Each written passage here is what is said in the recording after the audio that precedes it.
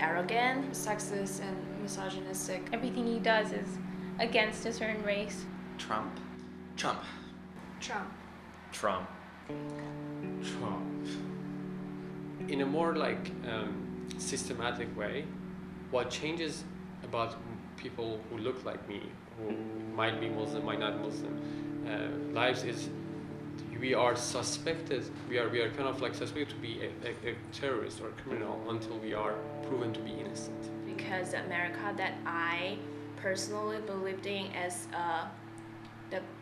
the country full of diversity, full of different beliefs, and it's welcoming about different cultures. But Trump kind of changed my views on that one. I am a Russian citizen as well as an American citizen, but still that puts me at worry that in the future somehow I might be targeted as well. We have friends that went overseas at the time to those specific countries for business trips to visit family, and now they couldn't come back in to the country, and so that was really troubling for us. My dad, he was a refugee from the Vietnam War.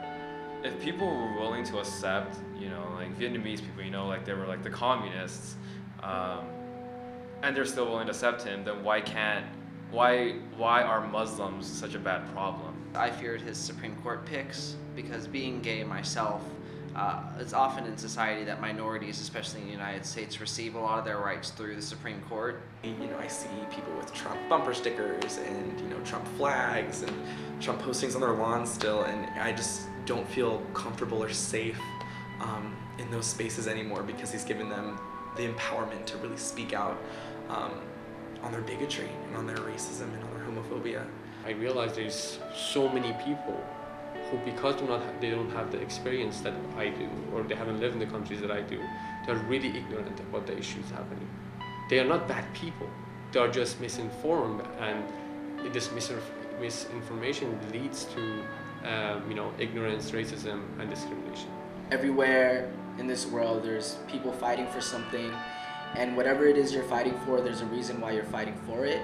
You're not alone. This is part of having a democratic country. You have to work for it. You have to speak out. Don't be too quick to judge anyone because of their skin color. It really reverberated a sense of retaliation, of love trumping hate. To progress as a society is to bring everyone to the table, not just the groups that you're a part of. You don't have to be some outstanding social justice warrior to believe that you should be treated equally.